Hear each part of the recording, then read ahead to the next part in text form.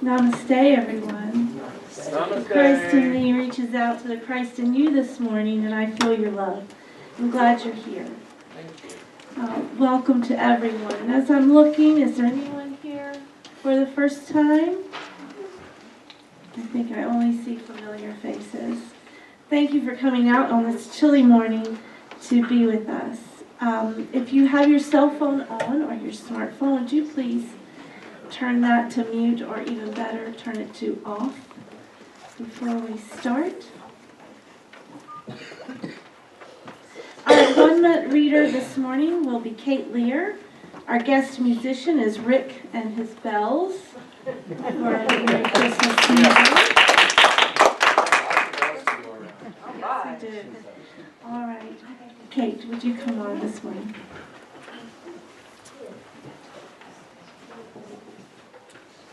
I choose to be peaceful. Thou will keep him in perfect peace, whose mind is stayed on thee, because he trusts in thee. Isaiah 26:3. I choose to be peaceful. I can be at peace because I am filled with trust, with faith in God's goodwill for me. I can work in peace because I know that with God all things are possible. Because I know that with God all things are possible to me. I rest peacefully in the sure knowledge that God never sleeps. I choose to be at peace with all men. Nothing can be taken from me that is truly mine, nor can I take that which is rightfully another's. With my mind centered on God, the good, I am undisturbed by evil appearances. None of these things move me. I choose to accept the peace which Jesus Christ promised. Peace I leave with you, my peace I give unto you. Not as the world gives, give I unto you. Let not your heart be troubled, neither let it be afraid. John 14:27.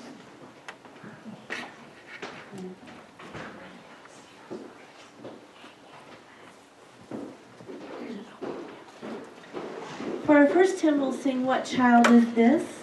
You can find it on page 32, and we'll sing verses 1, 2, and 3. That's page 32. Please stand when you're ready.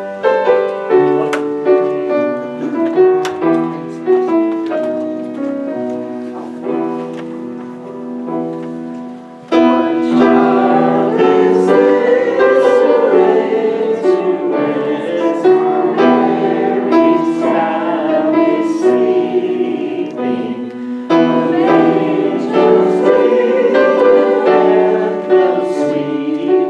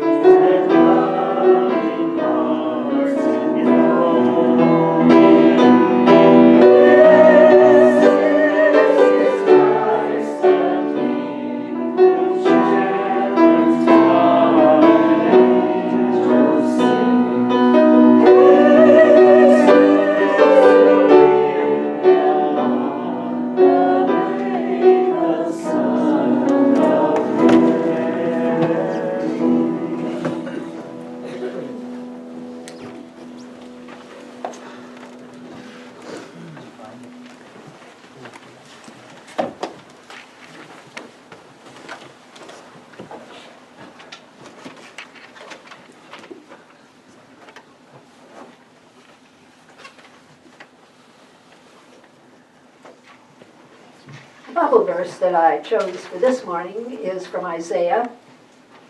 I will strengthen thee, yea, I will help thee.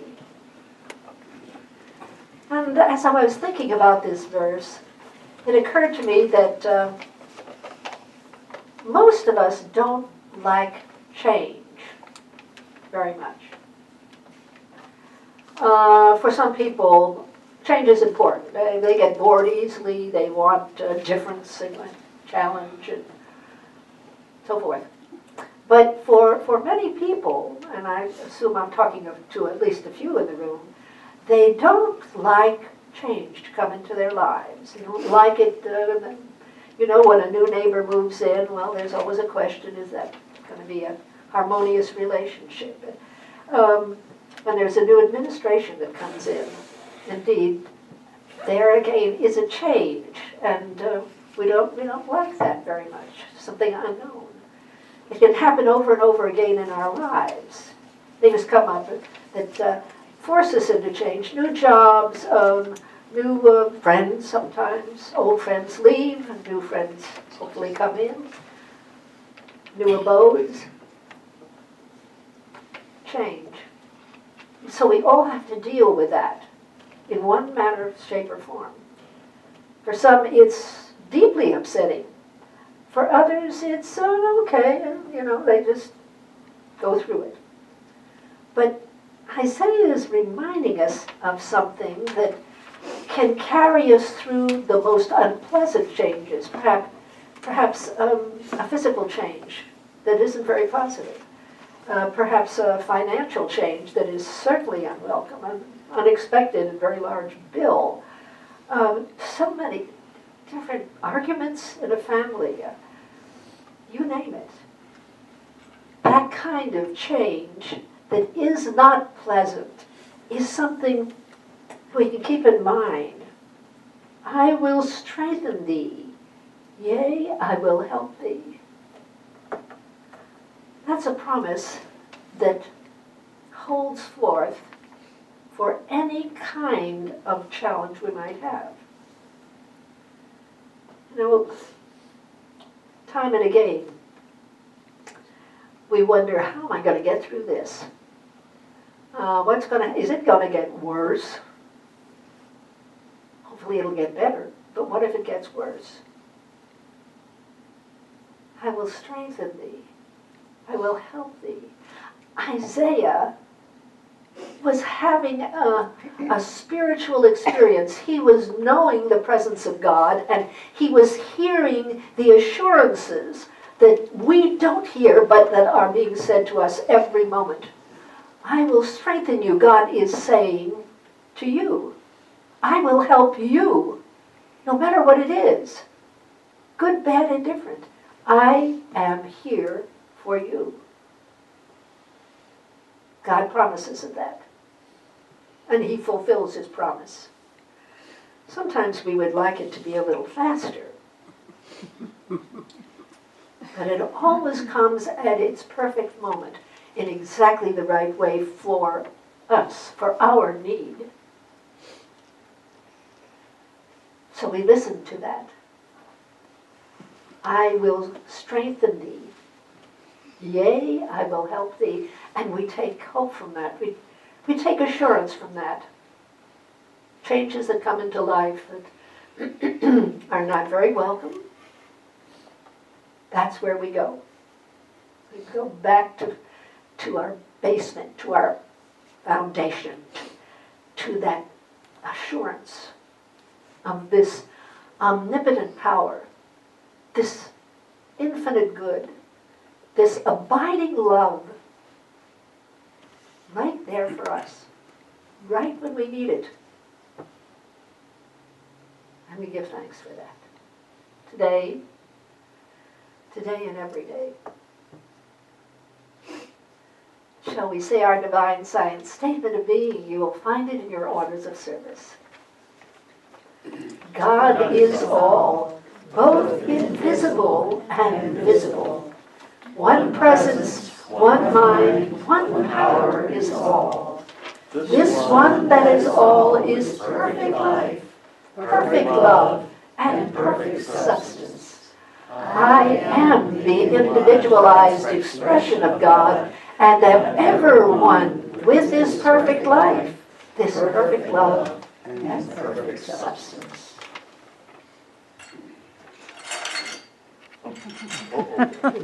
It's bell.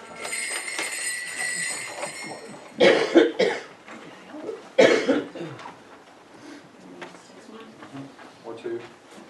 There's going to be extras. Yes, it's easy.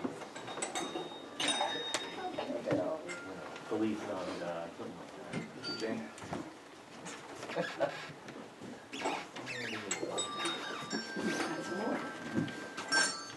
Plenty for everybody.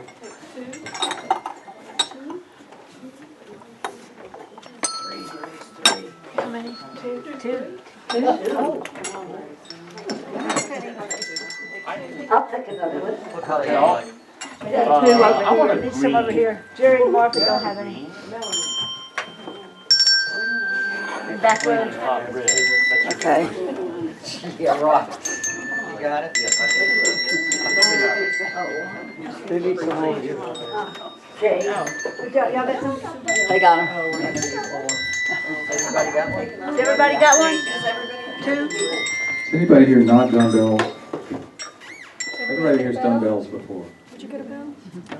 Got the extras? We've been doing it a while. We got one. You want two? Okay, as you know, when you see your color, you'll ring. Let me do a check on a couple of the colors. They're a little difficult. This color blue, can I hear that?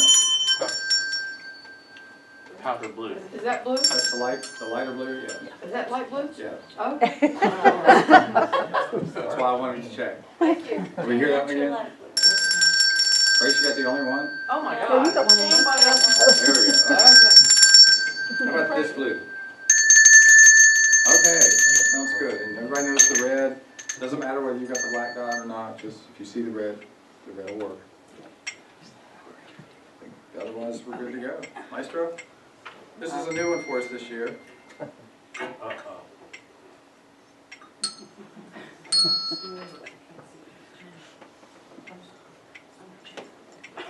They're getting ready. Is that loud enough?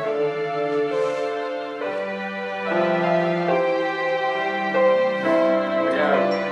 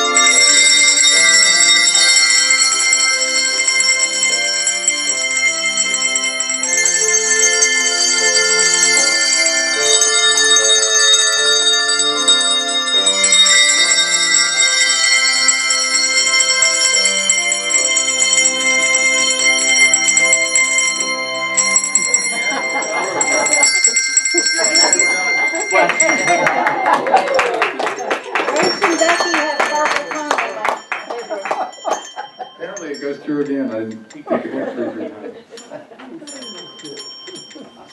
Well, we'll do another one later. Yep. Yes.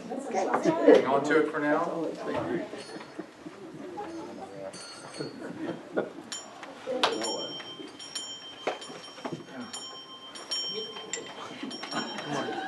I'm not good at it. I'm not even doing Isn't that wonderful? that.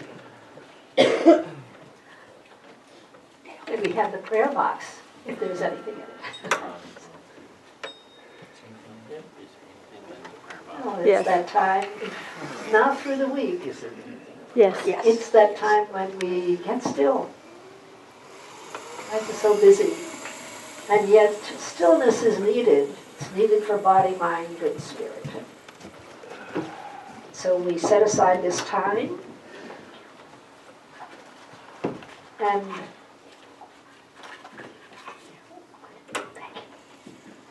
we set aside this time for silence, for being, for listening.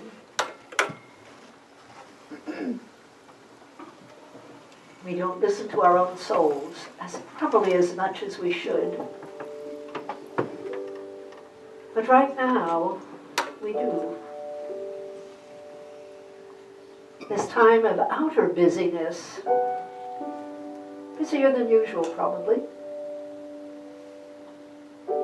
needs yet more inner stillness so that it doesn't become harried and difficult. So we take this time to lean back into God, just as we lean back into the most comfortable, overstuffed chair that we can imagine. We lean back into God and know that we are known, we are heard, we are infinitely loved. There is a good within us, surrounding us, in our environment. And that good is the omnipresence of God. And through Him comes the necessities as well as the additional things, the blessings of life. In stillness, feeling so comfortable, so relaxed, we listen. We know that what we say is heard. And as we inwardly, consciously and subconsciously give permission, that good is acted upon and is manifest, it's brought forth. It is a blessing to us and to others. But there must be agreement. There must be inner and outer agreement. If we don't want something, if we fear something subconsciously, we can ask for it, we can pray for it, we can long for it consciously, and it will not necessarily come forth. But right now, that thing, that experience, that opportunity, that insight, that blessing, that creative idea, whatever, that we do need, that we long for on a conscious level. Now we say, beloved one, all of me, every ounce of me, every tiny portion of me, mentally and otherwise, turns to you and knows that through your omnipotent presence, that good that I so desire, I fully and freely give over to you, now or later, dressed in the wrong clothes, the wrong kind of opportunity, or so I think. But God and good coming forth for each and all is what we know and what we pray and what we give thanks for this day and every day. So in the 90 seconds of silence we are going to have, we open heart and mind, we open our souls to that good that we might have consciously, unconsciously feared or been nervous about, had mixed feelings about. We put it all aside and say, thy will, thy will. And we know the good, the absolute good, the right way, the right time comes forth. We say prayers this day for all of those who are on our Valley Community Church prayer list. We include them in knowing the availability of good. So lean back, relax in God,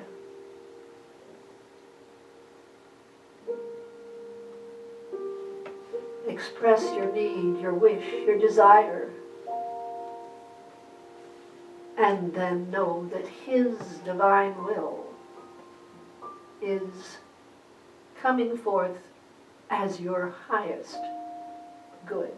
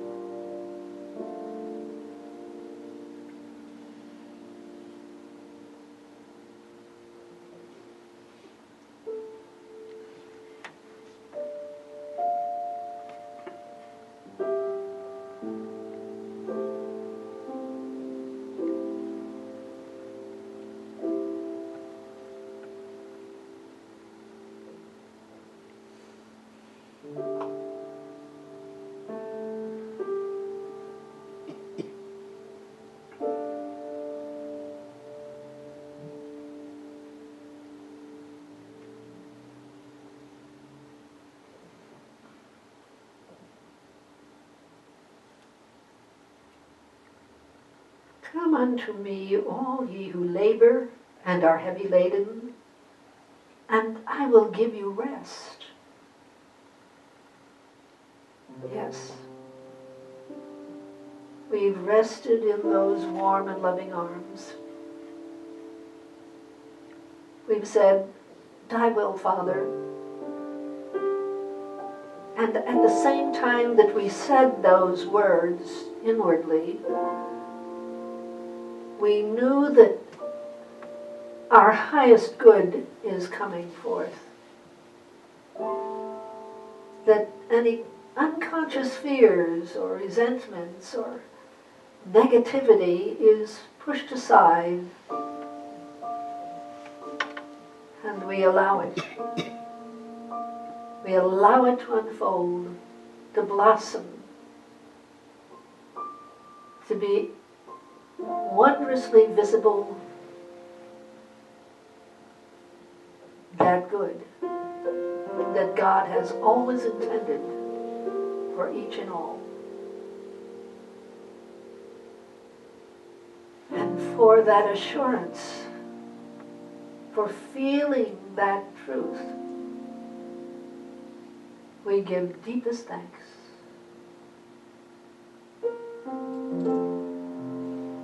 Amen.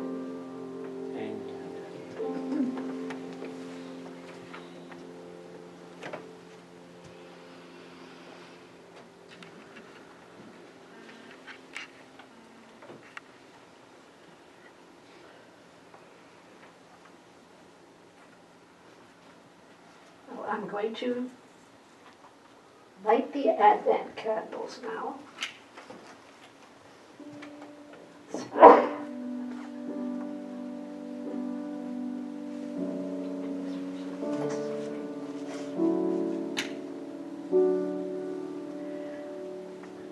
I'm lighting the candle of hope.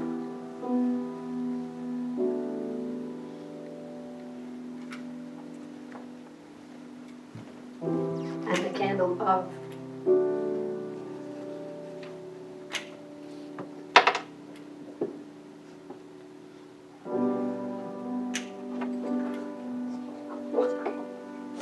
I'm doing it right. Pick up the candle and just like, Hmm? you can just pick up that candle and light the other ones from Let me try this one more. This is the candle of joy. And this morning, the candle of peace.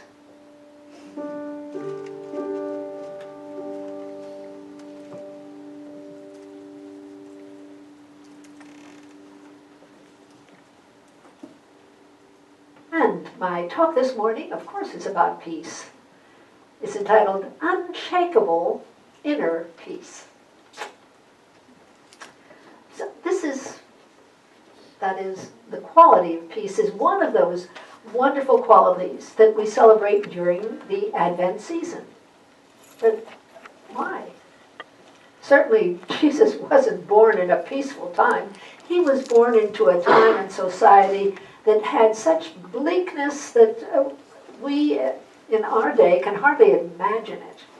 There was no electricity, there was no indoor plumbing, there was no such thing as a warm room throughout, maybe just right around the fire, but there was no such thing as a truly warm abode. There was no corner grocery, goodness knows. You grew the food you ate or you didn't eat. He lived in a country where the taxes were high, and if you didn't have the money to pay it, you could be sold into slavery to pay the taxes. That society it was so different that there is no resemblance to what we enjoy today. But despite that fact, each of us has reasons, our own reasons, for feeling sometimes anxious, stressful. Sometimes it's family, sometimes it's health, or what's happening in society, or our finances, the government, something that's happening in the world, and we certainly hear all about the tragic events that happen around the world. You know, one of the great boons of our time is the capacity to receive and send communication, information from anywhere in the world to anywhere else in the world. To think of flip phones in rural India or in the central part of Africa, something we've never heard of before, but they're communicating with people that they need to communicate with. Wonderful. And yet at the same time, all that information gives us more reasons to worry. Is that going to happen here? there's unrest, will that endanger us in some way? I don't think there's anyone who doesn't long for more inner and outer peace, because we find ourselves thinking about things that concern us, worry us. But chaos, worry, pressure, stress isn't the way that the vast majority of us really want to live. Now, I understand that there are such things as adrenaline hockeys, or junkies, I should say, junkies, who really thrive on taking risks and feeling danger. It gives them a high. But that's not the vast majority of us. We don't want anything like that. The great book of Jesus' society, and basically our society as well, is the Bible. And the Bible insists, and this is over 2,000 years of being written, it insists that peace cannot be found anywhere outside of us. It only can be found within us. Peace always has been and always will be an inside job. It's a choice, not something that just happens and carried along by it. Peace is a state of mind and heart. Has little to do with circumstances or conditions. Ongoing peace, that is. Now, the Bible says that the one way to achieve inner peace is by turning to God, communing with Him, communicating with Him, and trusting Him with Him. The book of Job tells us this, and goodness knows that poor Job had lots and lots of worries. It says, "Acquaint now thyself with Him, and be at peace. Thereby good shall come unto thee." Acquaint thyself. That sense of connection with God is what brings both an inner peace, and it's saying that it brings outer good as well. We're accomplishing two tremendously important things at one time when we turn to God. The psalmist says, "I will both lay me down in peace and sleep, for thou, Lord, only makest me dwell in safety." Psalmist is saying true safety can be found in one place and one place only. It is in a conscious realization that God is with us. That the relationship to God provides that safety and that peace. I don't know about you, but whenever we go on a trip, we say a prayer. And we know that we're surrounded with a bubble of light. And that we stay in our orbit, and every other car on the road travels in their orbit in safety. And that's our belief. So, I hope we can agree that peace is something that we discover, we create, we experience first and foremost within ourselves. Outer peace is absolutely, well, we're oblivious to it if there isn't first inner peace going on. And that relationship with God, remembering that God is omnipresent, that God is with us, God loves us, God is helping us, that relationship has everything to do with inner peace. But what does the subject of peace have to do with Advent, with Jesus' birth? Well, certainly this is the season where we very happily celebrate His birth. This great man, in 3 short years, 3 years, transformed the world and gave us a breathtaking view of who we are and what God is and what we need to do in our lives, what we need to believe in our lives in order to live life successfully. In divine science, we not only celebrate Jesus' birth, we use this wonderful celebration as a reminder that we need to actively be a member, a conscious member of celebrating the birth of the Christ within us. See, it isn't just Jesus' birth. It is the birth of the Christ in us, the rebirth of the Christ. Now, I know that some of you have heard me talk about this repeatedly, but it bears repetition. Because I want you to remember that when we speak about the Christ in us, what we are talking about is, of course, the core of our being. We're talking about our soul nature. Paul said, Christ in you, your hope of glory. And he didn't mean a little Jesus was somewhere tucked inside of us. He was talking about this eternal dimension of us. And it is glorious. It is glorious. We are possessed of a glory that came from God and is a reflection and demonstration of God's own glory. We need to remember over and over again that Christ was not Jesus' last name, as I thought for so many years. Christ is a title, and it means the Son of the King. The Son of the King, the Christ, inherits everything that the King has. As the Christ, and we are each and all the Christ, we have inherited not only everything that God has created, but everything that God is. Let that fill our hearts and minds. I have inherited everything. Now, would you join me in just a little exercise, and that is, would each of us say their given name to themselves silently and add Christ? So it's Jane Christ, and it's Melanie Christ. Would you say that to yourself several times over and over? Let it sink in.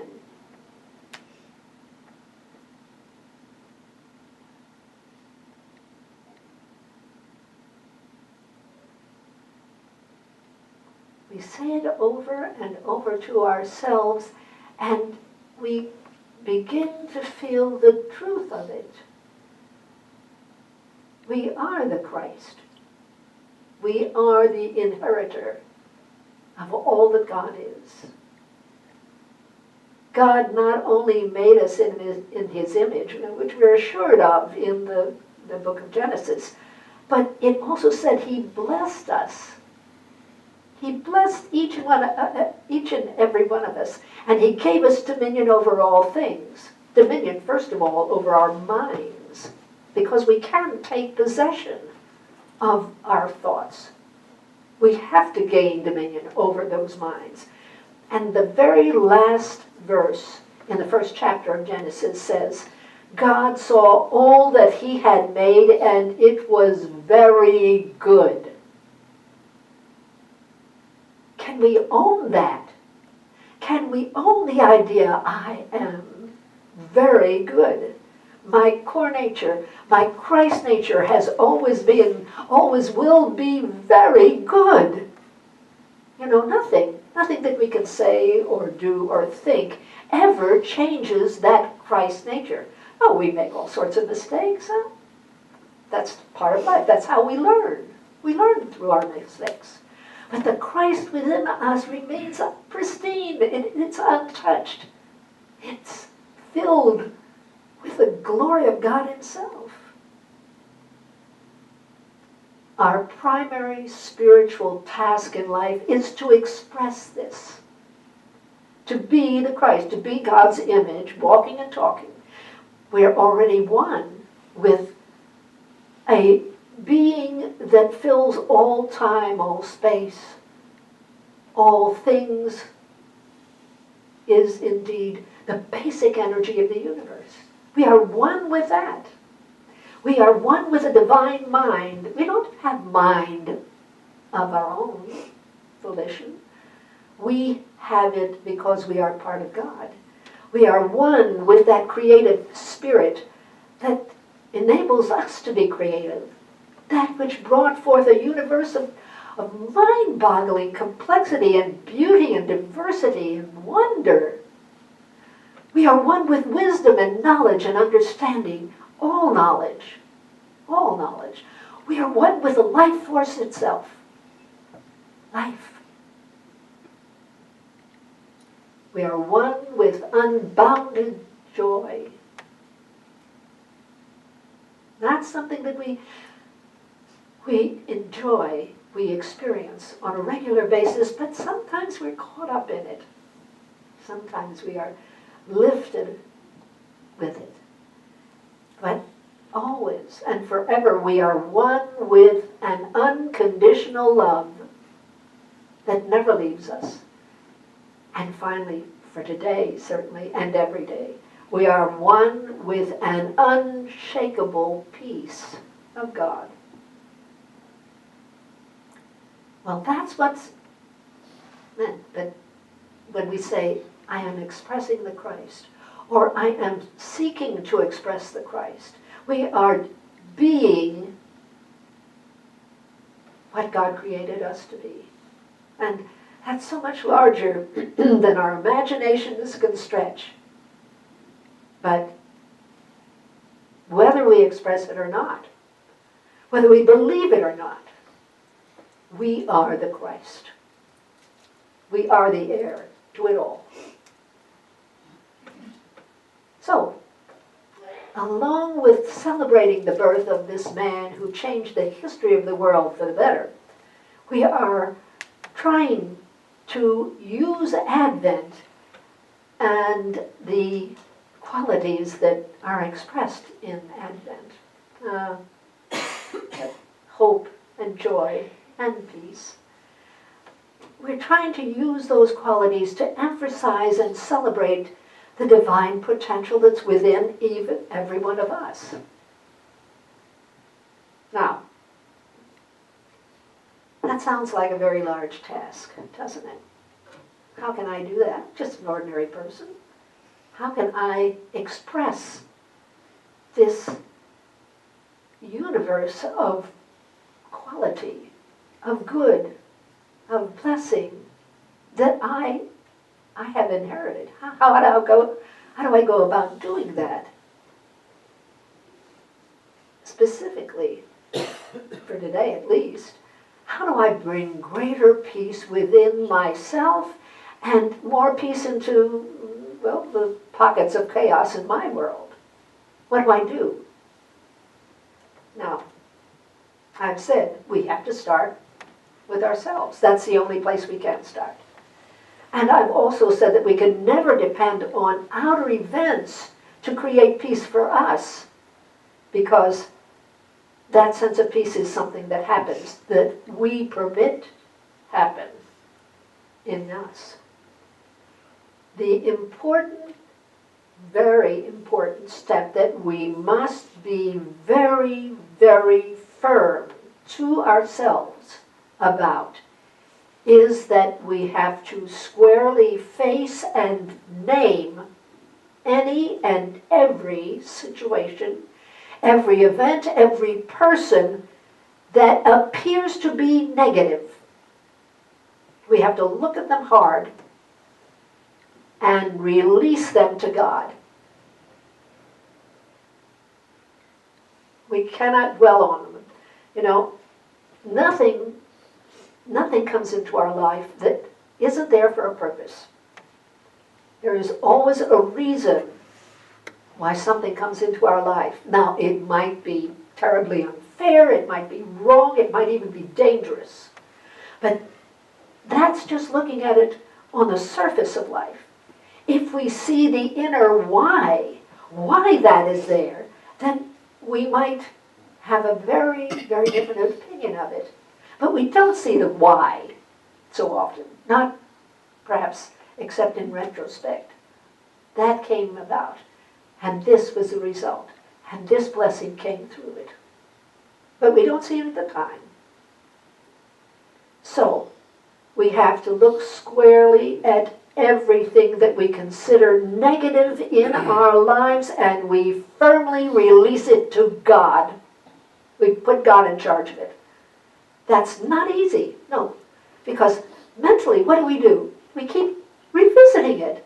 We go over the negative, and we go over it, and over it, and over it again. It comes back to mind. We've got to grab that thought and stop it and give it to God. I have an instance for you. There are people who have got very upset at the results of the recent election. And it separated them from their inner peace. If that is the case, one must mentally step away and firmly release that to God. We do it once, and we do it again, and we keep on releasing it time after time to God. If there is something positive that you can do it. But you do not do it with anger or with outrage. You do it only with peace in your heart, knowing that God is at work in the midst of this situation, whether you see it or not. There is a reason for it. There is a why. Now, if it is a person who has done something unkind or unpleasant or cruel to you or to somebody you know or love, then again, you release them to God. You don't let them continue to take up time and space in your mind. Your inner peace is much too precious for that. It is too precious to you to give it away, to throw it away. Their mistake is between them and God. They certainly will reap what they have sown, and they will learn important spiritual lessons through their experiences. So hold tightly to your faith. Know that everything is working out in divine order, but claim your peace, your inner peace. It's precious. It's absolutely important. There was a man in his 60s that seemed to have symptoms of what was a very chronic physical illness. He experienced certain limitations because of it. Now, he had a happy relationship with his wife and his children. He was well liked at work and in his community, but he was secretly harboring a great bitterness toward his father. His father had educated his brother, but did not educate him, had refused. Now, when he realized that that bitterness was robbing him of his inner peace of mind, he started using an affirmation. As quickly as he had caught himself thinking about his father or feeling that sense of bitterness, he would say to himself this important affirmation: God is blessing and helping me with ever greater peace and good. God is blessing and helping me with ever greater peace and good. And he would say it again and again to himself. And the peace would come. The inner peace returned. And it was the major emotion in his mind, his body. And those old bitter feelings disappeared. The old thoughts disappeared. And so did his physical illness. It too disappeared. Everyone has the capacity to experience ongoing, unshakable inner peace. So that things can happen, but it doesn't get us on the inside. We're not thrown aside and knocked over by it. We might be momentarily astonished, but we go back to that core of perfect peace within. You can choose, if you wish, to celebrate Jesus' birth with a feeling of renewal and uplift when you firmly confront anything that robs you of that inner peace. You keep turning to God. Isaiah 26:3, Kate used it. Thou wilt keep him in perfect peace, whose mind is stayed on thee, because he trusteth in thee. What wise words. What a wonderful direction to put our minds and hearts into. Trust in God. And unshakable inner peace will be yours. Shall we get still? And give thanks, knowing that we have the inner strength to say, no, I will not focus on that which disquiets me. I will not focus on that which makes me angry or fearful or bitter. I will focus on the omnipresence of God. I give that over to God, and then peace reigns within me. And not only peace, but in the wake of peace comes greater good, often healings, harmony, and greater love in life. We can decide. We can decide that inner peace is what I desire, what I long for, and what I am going to experience. All is well, all is in God's hands. And unshakable inner peace, the peace of God, fills me. Thank you, dear God. Amen.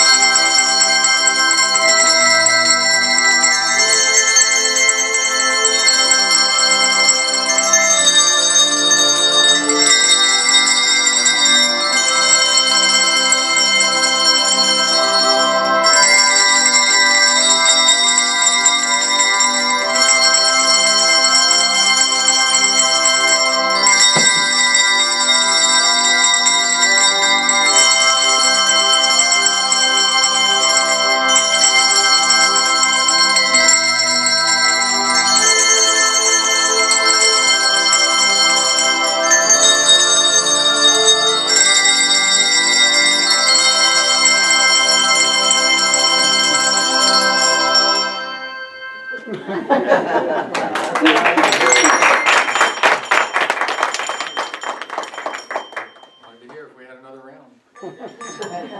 We can stop now, or we could do a bonus. Bonus. Bonus. We do it once a year. That's what I wanted to hear. All right, we've done this one before. It's upbeat. It moves fast.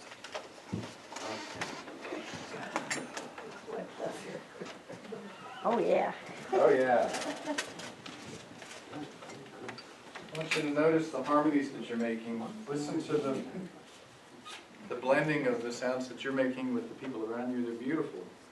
I was thinking earlier, it's not uncommon for a choir director to speak to his choir, his or her choir, and say, "You all are in fine voice this morning." "You all are in fine bell this morning."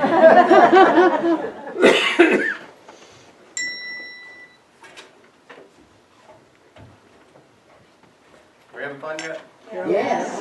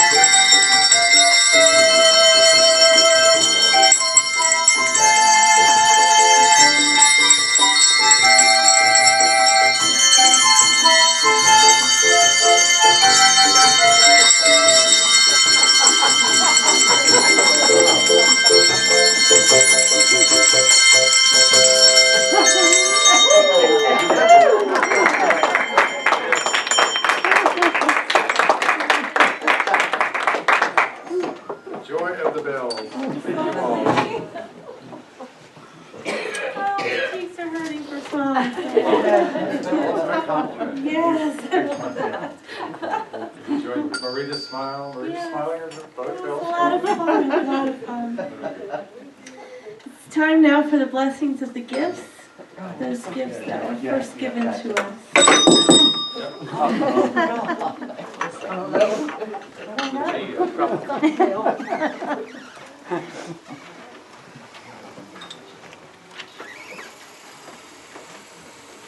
You got us so joyous, Rick, you can have us drop everything.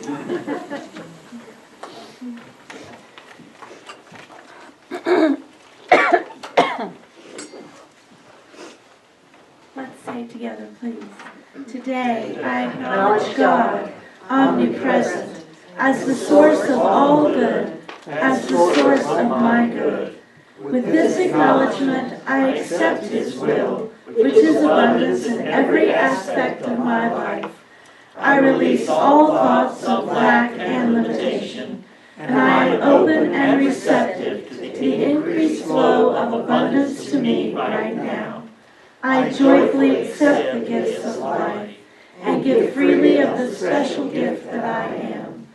Through God God omnipresent, blesses and multiplies this gift for all. For all.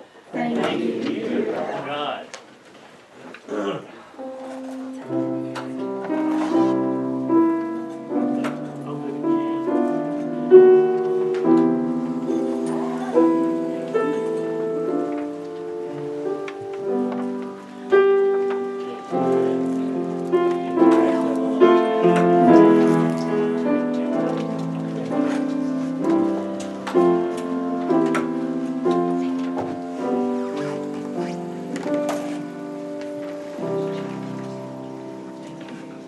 And now would you turn to one another and say, thank you for your gift to God's world. Thank you for your gift.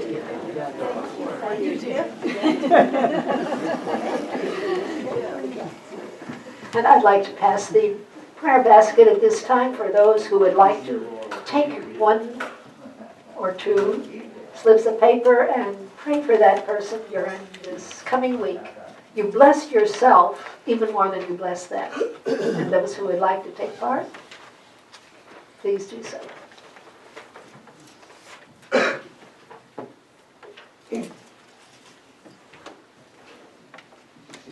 Good morning. Good morning. What a service. Thank you, Rick. It was wonderful. And the sermon was great. We just talked about change, and so, as all of you know, we had a change for our Christmas party. And when Kate first came to me, she said, what do you think about a change? Well, you all know me. I like change. But so we took a chance, and last night, on Friday night, we had a wonderful time. And it was great. We had the best events coordinator in the world right here. Thank you, Kate. And, we look forward to the next one. So we had a lot of fun, and for people that didn't get to come to the party, you really missed a good time. I've posted some videos on Facebook. I hope to have them on the website by the middle of the week, so you can see what you missed. This Saturday night, coming up the 17th, 7 p.m., Carrie Hurley is going to do a Christmas concert. It's going to be from 7 to 9. He's doing it on a love offering basis. So just come, enjoy some Christmas music, and have some fun. And take the stress off of the Christmas season for yourself. Let's see. The Christmas bears I'm going to take down to the Ram House. I'll leave them up through next Sunday, so then I'll take them next Sunday. So I'll take them down for the children that are down at the Ram House. Trying to read my notes here. We have a board meeting tomorrow afternoon, 4 p.m. Everybody is welcome. Also, don't forget we have a Santa's mailbox where you can bring Christmas cards instead of mailing them. So make sure you check the Christmas card box to get your Christmas cards, so that we don't have them left over at the first of the year and try to get them to everybody. I think that pretty well takes care of it. Did you have anything? We do have another event coming up on New Year's Eve. We're going to have a party. We haven't made any plans for that yet, but keep that in mind that that's coming. The angel tree. Yes. If you didn't bring your angel stuff today, we're going to take it tomorrow.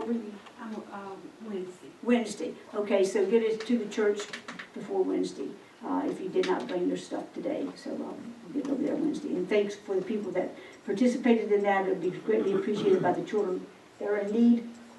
Also, as most of you know, in late February, 1st of February, they do a soup drive for the senior citizens. But we started our drive like last month. We want to do it all the way through till they collected in February. We thought we'd give people more time and we could get some more than what we normally get. So give you a few extra weeks to do that. And there's a list of other things other than soup. Nancy made a list and put it in the orders of service last month. I don't know if it's still in there now, but if not, she has it posted, so there's other things that they can use also. So that'll be on an ongoing basis. Thanks. I don't know if I can check. I can check it out.